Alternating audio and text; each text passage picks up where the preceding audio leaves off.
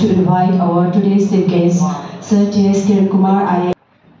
Manipurda, hausa mathuiba pot asida len law report sisu ama yaw saino banda ko idagil Manipur president habira bidu len law se da ko chamana ba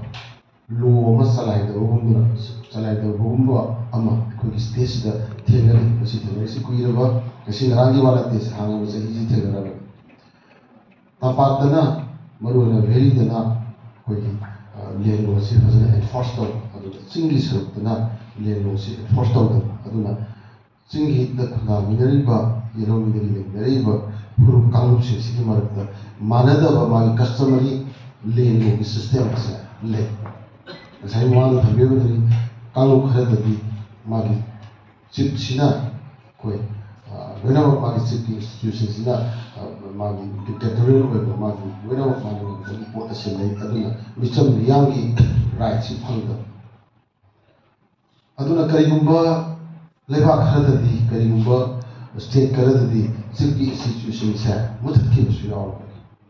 housing mak hekta housing mamada मैमर है खंगरे lungs दे दा कोई सिन cookie singing ले बस test ले बस chip की market institution से लोग ना बंदिश अथॉरिटी ना मैमर अथॉरिटी ना मुझे खराब but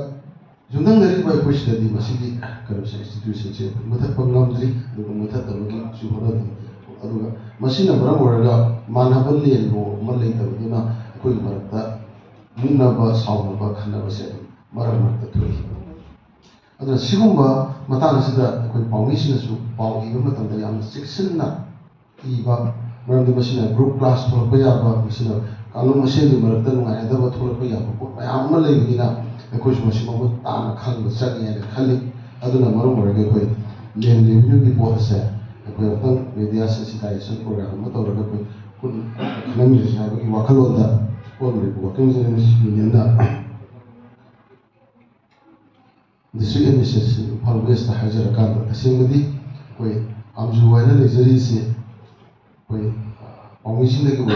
koi bunida akana masigi fan jule jida ba posa da badu naram porga koi na kamasi golden jubilee man changa koi program khara pathok sa ke hajar kan asing program se pathok sa